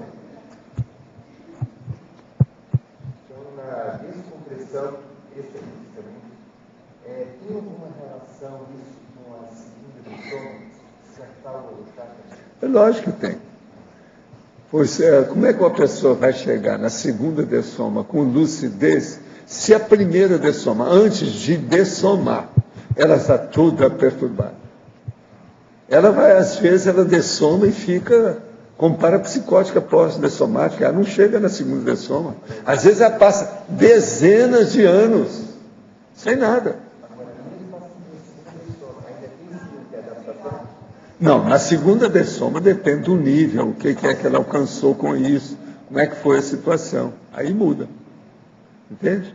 A segunda, geralmente, a pessoa já começa a ter uma certa lucidez. Agora, é preciso saber, foi segunda dessoma para onde? Qual foi o destino dela? Porque todo mundo dessoma está fazendo uma turnê, é uma viagem no estrangeiro. Ela foi para onde? Qual é o interesse dela? Olha para a procedência dela anterior, como é que foi? Isso tudo tem que ver. Cada caso tem que examinar com calma. Então, mesmo a pessoa tendo a segunda dessoma, ela pode ir para um lugar não muito positivo. Outra coisa também séria. Nunca vá no bico das aparências. Por exemplo, uma pessoa morreu assim ou assado, não interessa. Se ela morreu de uma doença grave ou qualquer coisa, pode ser tumor, pode ser alguma coisa, ela estava perturbada, isso não quer dizer nada. Que a hora que ela é dessomada pode mudar de uma hora para outra. Entendeu? Sim. Então essas coisas tem que ver com muita calma. A causa mortis e o atestado de óbito não diz nada o que pode acontecer na segunda dessoma, não. Tá. Uma coisa não conjumina com a outra. Tem que examinar caso por caso e ver como é que é. Agora, a coisa mais séria que tem é o estado de ânimo da pessoa dessomante. Ela está preparada para aquilo? Ela tem, assim, bom ânimo? Ela tem bom humor para morrer? Ela está morrendo com elegância? Ela está morrendo com educação? Isso é que é a coisa mais séria que tem. Sim. Uma pessoa, por exemplo, ela está aí, está quase em estado de coma. Você sabe se ela está dessomando com elegância ou não. Só pelas energias que você sente com ela. Gente, se até gato, ele sente o processo bioquímico da pessoa que vai morrer, pensa bem o sensitivo, por que não sente? Agora, olha, tudo isso é perigoso. Vocês lembram daquele caso que eu contei aqui? Que eu estava atendendo os outros no meio lá do mato, várias casas, aquele negócio todo, vindo lá para outro. Quando chega aquele rapazinho e fala, estão pedindo, doutor, para o senhor ir lá, que o homem está passando muito mal, que vem da fazenda. E o negócio está passando muito mal. Você, mas não levaram ele para o hospital? Eu falei assim, ainda não. Eles querem levar, mas queria que o senhor olhasse enquanto está aqui. Porque eu estava fora da cidade, onde eu atendi o povo, era mais ou menos uma periferia, entende? Então, para levar para o hospital, tinha que caminhar ainda para a cidade. Então, eles pararam com o doente e ele estava na cama lá. Por quê? Tinha uma mulher que queria conversar, ver umas coisas antes, que vieram da fazenda, lá em Uberaba. Então, na hora que eu chego para ver o homem, ele estava lá, entregue lá. Mas o rosto, o ambiente, eu disse, nossa, esse aí está bravo. E ele vai morrer, não demora. Então, o que eu fiz? Comecei a chegar perto dele. A hora que eu cheguei perto dele, ele avançou em cima de mim com as garras assim, ó, para furar meus olhos. Com óculos e tudo. Eu saí na hora. Ele caiu, eu comecei a dar energia nele, daí a pouco ele dessomou na minha frente. Agora, veja, o homem estava numa revolta danada. Agora, eu te pergunto, o que você acha? Era ele ou era um assediador? O que você acha que seja? Era ele mesmo, não tinha assediador nenhum. Outra coisa, nunca tinha visto o homem. Não tinha nada. A hora que eles levaram o homem, eu vi a situação toda assim, afastaram o homem, não tinha assediador, não tinha nada. A mulher que estava acompanhando era positivíssima. Agora, ela falou que ele estava totalmente perturbado. Já tinha dado até tiro em porco. Para matar porco. Sendo que não ia comer o porco, só para matar. Quer dizer, o cara ficou perturbado no fim da vida, está muito alterado. Agora, esse era tipo jagunço. Durante a vida dele. Você sabe o que é jagunço? Agora, eu escapei de boa, porque ele avançou com meus olhos. Estava danado a vida, porque eu não queria morrer. Entendeu? Eu vi direitinho a ideia, a situação toda. Agora, foi o último esforço que ele deu. Não teve mais nada. Agora, tem gente que morre feio. E tem outros que morrem lindissimamente. Isso varia muito esse negócio de morrer. Entende? Tem aquela condição do homem que eles estavam tudo lá, os médicos tudo olhando na enfermaria, aquela situação precária, e não sabia o que vai acontecer. E enfermeiro olhando, etc., um caso grave, um negócio difícil. Aí começaram a debater o negócio, uns 3 colegas lá fazendo uma junta, tal. Daí a pouco, ele vira alguma coisa assim e solta um flato, quer dizer, um gás, daqueles... BUM! Fez assim e morreu. Aí eles falaram assim, o flato matou o cara. Morreu na hora. Acabou a junta médica, acabou tudo. Quer dizer, o pum foi um tiro na vida do homem. A câmara de gás. Agora, veja, isso tudo aconteceu na enfermaria. Agora, o problema não era fácil. Agora, se há de ver, é a cara de contrafeita dos médicos, um olhando por outro, a situação toda e a situação ali. Quer dizer, você está entendendo? A vida saiu pelo gás. Foi embora. Acabou. Acabou. Agora, foi uma coisa absurda. Mas você sabe, problemas intestinais, né? Os problemas de colo, essas coisas, você sabe que tem disso tudo. O negócio não é fácil. Aqui, ó, Luzia, na página 58, bem em cima ali, na superação, podia falar um pouquinho, já que a gente está falando muito ainda de soma, a questão da terceira idade, da solidão, e combinada com a fase enfática, onde fala ali a megapatologia humana, o medo da solidão. E referente à terceira idade, como que funciona isso? Como é que é? Tu fala aqui da página 58, item 8, a superação. Isso. Certo? A pessoa na terceira idade, ao perder o sono, à noite, superar a lamúria de sentir-se só, ao empregar a técnica da insônia produtiva na realização de tarefa mental somática. Tá. E aí tu quer a relação disso com a frase enfática. Isso nós sim, né? Que é o... Porque o que acontece, né, Jussara? A gente entende que na medida em que o corpo vai envelhecendo, a gente tende à solidão, ou vai ficar mais só, e para mim isso é um mito, porque não há necessidade de tu te sentir só porque tu envelhecesse, ou porque eu envelheci, né? Ou qualquer pessoa, não tem porque se sentir só porque envelheceu, porque a solidão é uma sensação íntima, é uma percepção subjetiva. Ela não é uma condição concreta, porque tu nunca vai estar só. A consciência não está só, ela vai estar sempre acompanhada, certo? Então, no momento em que tu começa a aplicar algumas técnicas para sair dessas lamúrias, principalmente que são muito comuns na terceira idade ou na idade mais avançada, isso ajuda a pessoa a sentir-se útil. A consciência, ela está...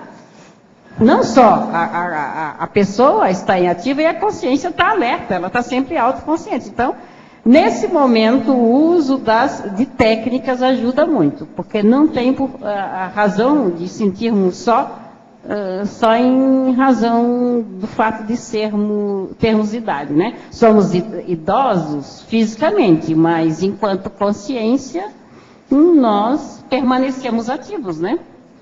A gente vê aí na sociedade essa cultura, né, para a terceira idade, a questão de preencher o tempo, né, com as bailinhos e festinhas, e assim não há um programa para desenvolver, né, a parte cultural.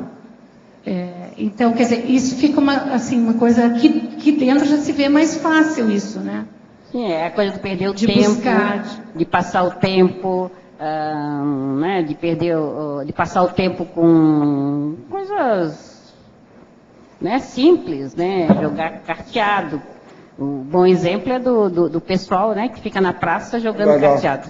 Ajuda. Já na década de 60, na Califórnia, havia lá a Leisure World, onde eu fiquei, onde as pessoas só podiam entrar mais ou menos já próximo da terceira idade.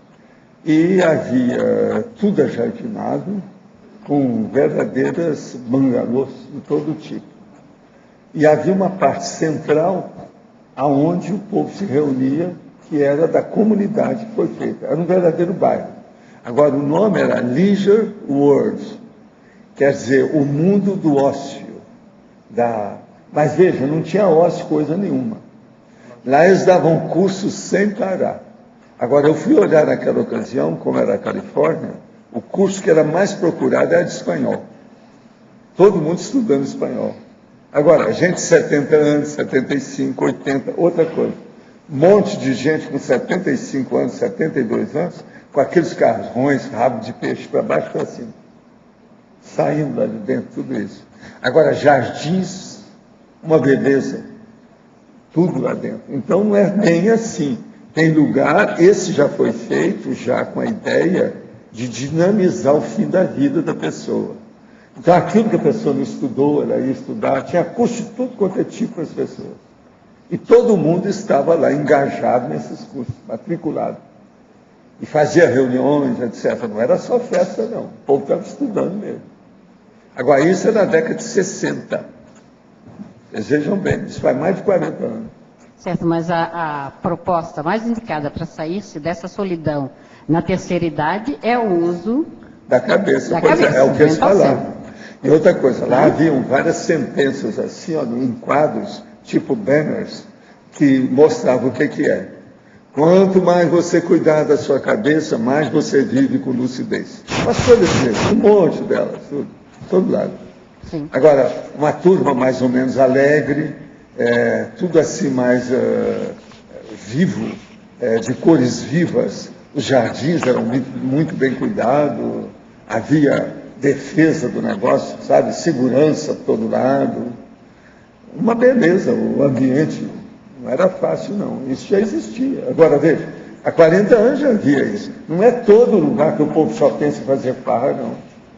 Tem gente que estuda. Agora, tinha gente lá com curso de todo tipo. Agora, muita gente queria fazer, eu estive lá porque tinha gente que estava interessada em processo de parapsiquismo lá no meio, que é uma coisa natural, né? Então, a gente falando de parapsiquismo e desancando com religião, falando tudo da realidade de cada um, como é que é, a consciência, tudo isso eu falei, com liberdade, sem problema, um monte de perguntas, muita gente. Agora, eu fiquei durante alguns dias num dos palacetezinhos que tinha lá, os chalés, etc., bangalôs, porque cada um tinha um estilo de construção, que a própria pessoa escolhia. Agora, o povo de lá, de modo geral, não era gente pobre, era de classe média alta para cima, entende? E todo mundo estudando, não tinha farra, não havia carnaval, o problema era esse. Agora, os jardins tinham coelhos andando para baixo para cima, lebres, tudo tinha. Aqui estão me falando aqui para divulgar na tertúlia, se achar pertinente. Promoção de dicionários e gramáticas. www.ciados livros, deve ser fiado, não? É Ciados, hein? É companhia, né? Dos livros, .com.br, até 40% de desconto. Exemplo, dicionário analógico do Santos Azevedo, de R$ 75 por R$ 45,90. Dicionário dos gêneros textuais, de R$ 37,50 por R$ 31. Então veja, www.ciadoslivros, uma palavra só, .com.br.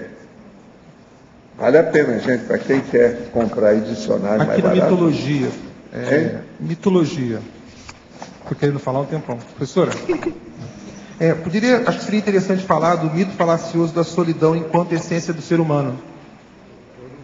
Poderia falar, professora? Professora Maria Luzia? É o segundo mito na página 56. É a página? Já falou? 56. Certo. Mitologia. A queda do mito o mito falacioso da solidão enquanto essência do ser humano.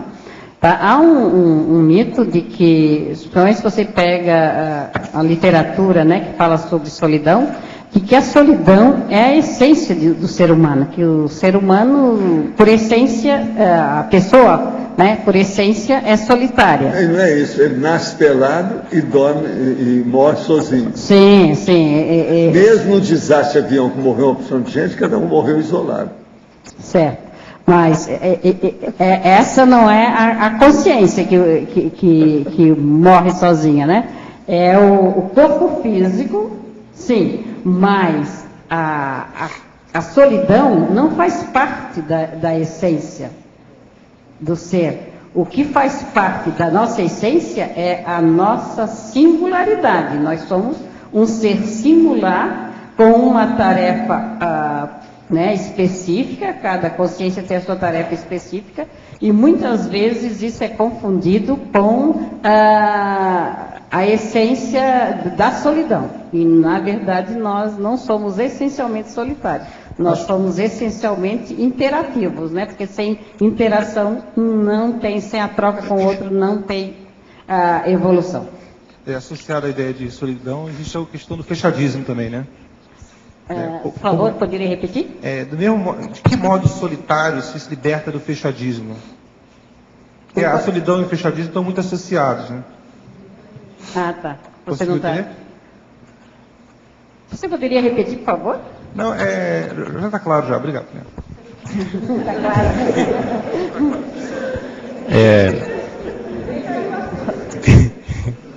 Eu cresci ouvindo que o ser humano tem essência, e que na essência aí a gente teria uma coisa, tipo uma coisa assim, que a origem da vida, de tudo, está dentro de cada um.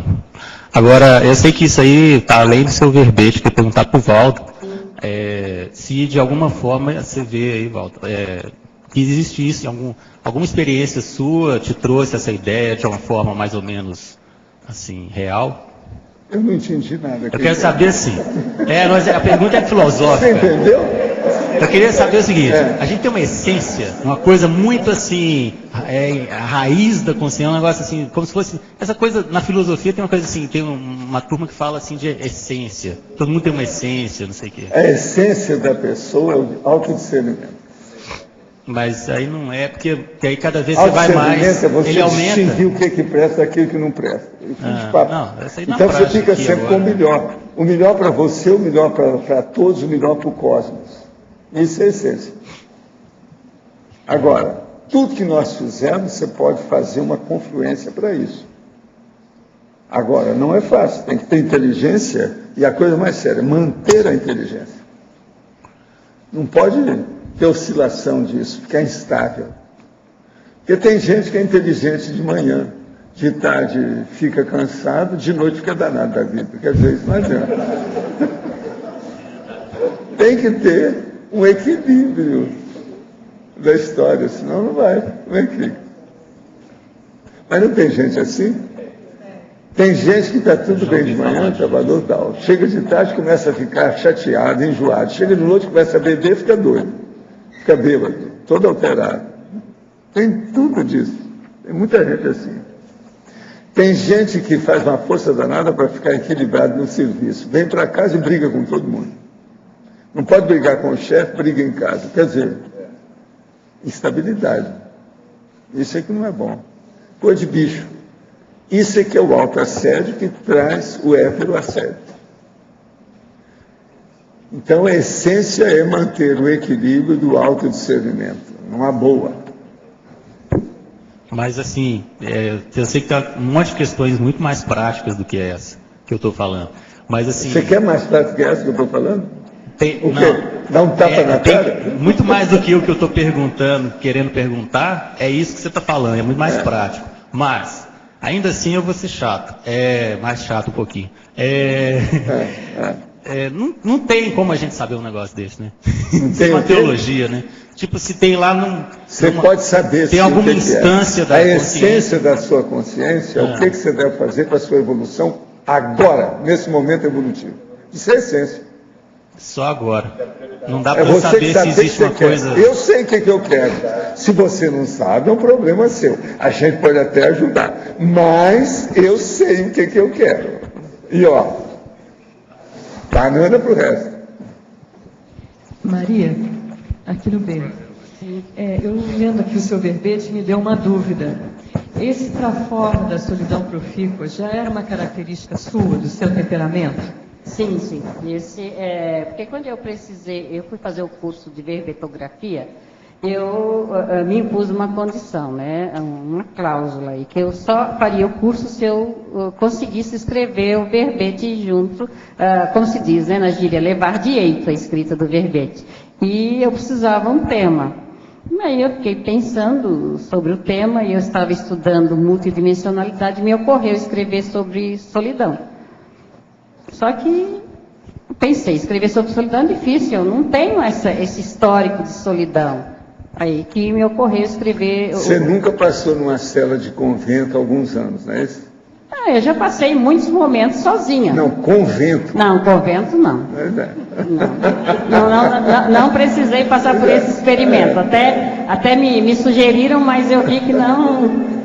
Houve a sugestão, mas eu vi que não fazia parte dos meus propósitos. Você superou tudo, pois é, explicou toda a situação. Certo? Então, assim, aí na hora que eu me propus a escrever e fui olhar, né, fazer uma retrospectiva da minha vida, a linha do tempo, e vi que desde criança eu não tive dificuldade em estar só, em conviver comigo mesmo. Eu não tive essa dificuldade, né? Então, eu sempre lembro assim, que desde os 4, 5 anos, principalmente dos 6, dos 7, eu tive muita autonomia, certo? Respeitando as normas, as regras, a obediência à autoridade da casa, tudo isso, mas muita autonomia. Eu sempre soube o que eu queria fazer e fui atrás, né? Eu fui atrás daquilo que eu queria fazer. O saber o que a gente quer, por que quer, né? É muito importante para se conviver consigo mesmo e poder passar os momentos sozinho, né? Aí vem a segunda pergunta. Você acha que isso é uma característica sua, da sua paragenética, ou na sua família o pessoal já era mais para solitário? Não, eu entendo que é da minha paragenética, eu já trago isso comigo. Já trago. Quer dizer, a autodeterminação. Como?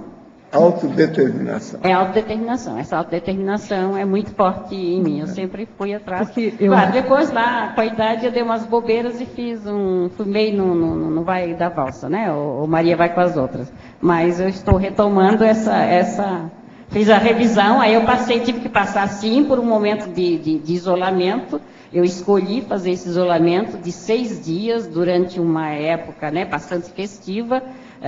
Eu passei por 6 dias sozinha na mata para poder reencontrar o veio proexológico. Porque... Até você colocou aqui no seu verbete, né? Exato. Essa questão. Eu não sei qual conselho que você poderia dar, que eu vejo que tem muitas pessoas que não conseguem ficar com elas mesmas. É difícil. Sim. Elas têm que estar sempre recorrendo ao outro, à companhia, ao socioso.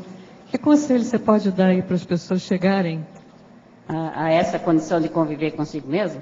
Primeiro que ela tem que, de fato, olhar para si mesma, né? Ela tem que encontrar-se, tem que se perceber, ela tem que se descobrir, ela tem que se escanear, fazer o raio-x dela mesma. Isso é ela que pode fazer. É a proposta do autoestudo. Sem a pessoa se conhecer, ver como é que ela funciona, ela vai sempre precisar de alguém que esteja com ela, né? Como precisar de muleta. Porque eu ainda não sei como é que eu funciono, eu não sei quem eu sou, eu não sei por que eu vim, por que eu estou aqui. E aí isso é difícil, tá? E nós estamos aqui, então, só para ajudarmos um ao outro. Se a pessoa, mas o fato de ajudar não quer dizer que eu tenho que ser dependente do outro ou completamente independente do outro. Não, é a troca, é a interação contínua, né?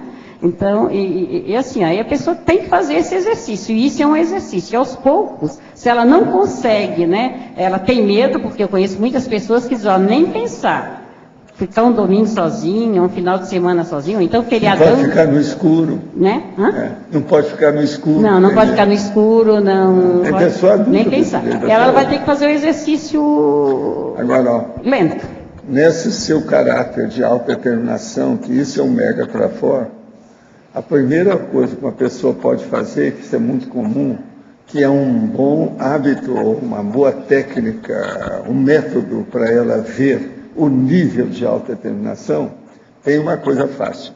É ela perguntar, eu sou capaz, ou eu venho na minha vida fazendo ginástica sozinho, ou eu tenho que praticar esporte para fazer algum exercício?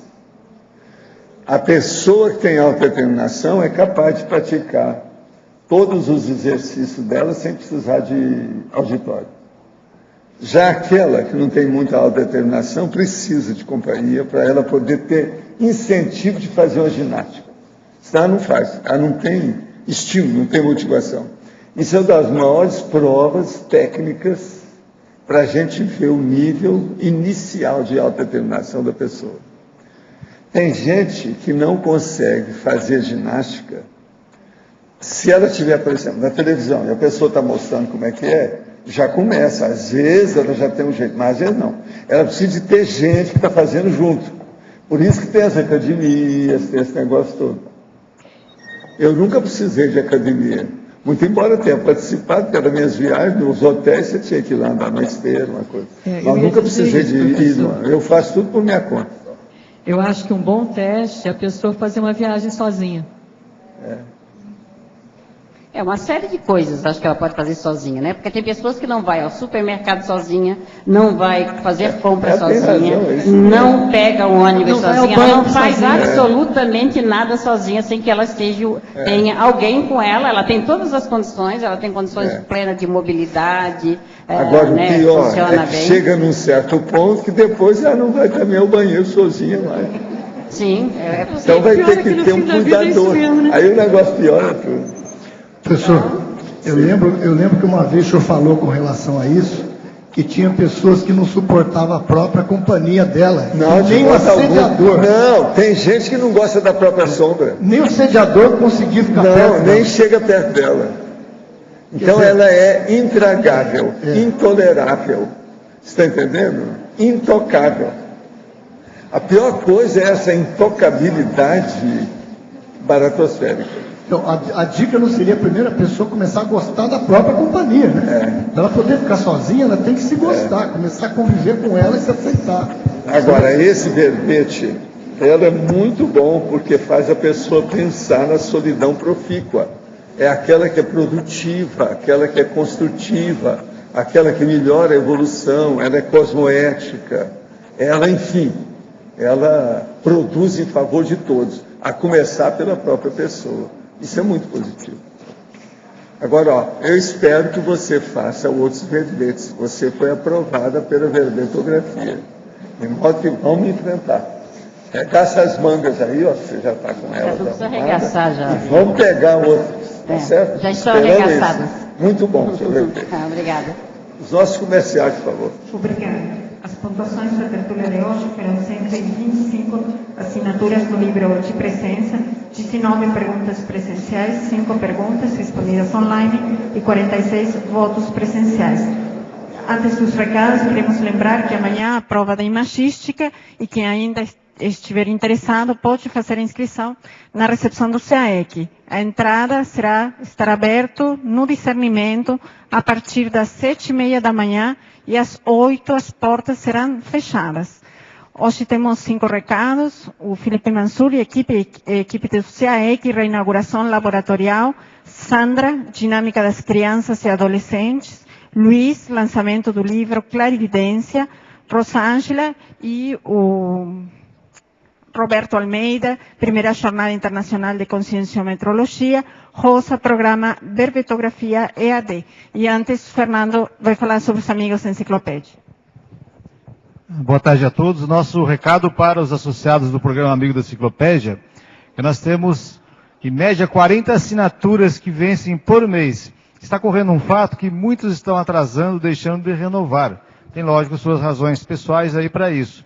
Mas isso causa uma defasagem no fluxo de caixa do programa Amigos para fazer frente a todas as despesas, os custos de manutenção da infraestrutura aqui, da produção da Enciclopédia da Conscienciologia. Então, nosso apelo a esses amigos que assinaturas venceram nos últimos meses, que estão vencendo muitas assinaturas agora em abril, que dentro das suas possibilidades façam a renovação.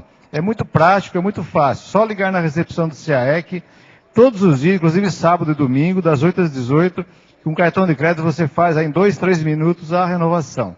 Ou também pelo site do programa Amigos. E nós agradecemos e ficamos à disposição. Obrigado. Pessoal, nós gostaríamos de convidar todos para agora conhecerem um novo laboratório do estado vibracional. Então, hoje nós estamos reinaugurando mais 3 laboratórios do CAEC, estado vibracional, o mental somático e o laboratório de evoluciologia. Esses laboratórios foram repensados e foram todos otimizados com a experiência que nós já tivemos ao longo desses anos do CAEC, para que o experimento seja o melhor possível dos pesquisadores. Então, convido todos que vão conhecer o laboratório. Nós vamos sortear 20 créditos de laboratório para quem estiver presente e também haverá um bolo e uma bebida para o pessoal que for prestigiar a inauguração. Obrigado. Boa tarde a todos aqui e aos que nos assistem pela internet. Eu estou aqui hoje para divulgar uma atividade que é a Dinâmica das Crianças e Adolescentes, que acontece todos os sábados, das 9 às 11 horas. É uma atividade dirigida a pessoas de 7 a 14 anos, e lá são praticadas, a gente atua praticando energia, trabalho com energia, diversas técnicas energéticas e também conhecimento teórico a respeito. No próximo sábado, essa atividade será realizada ao ar livre e vão todos se encontrar aí na portaria do CAEC às 15 para as 9 da manhã. Estão todos convidados. Muito obrigada.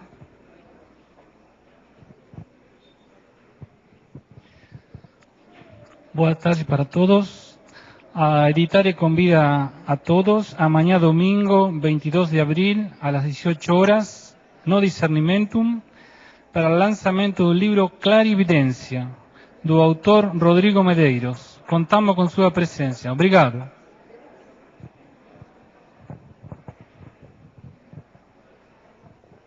Boa tarde. A Consus convida a todos para participar da primeira Jornada Internacional de Conscienciometrologia, que acontecerá de 6 a 8 de julho em Foz do Iguaçu.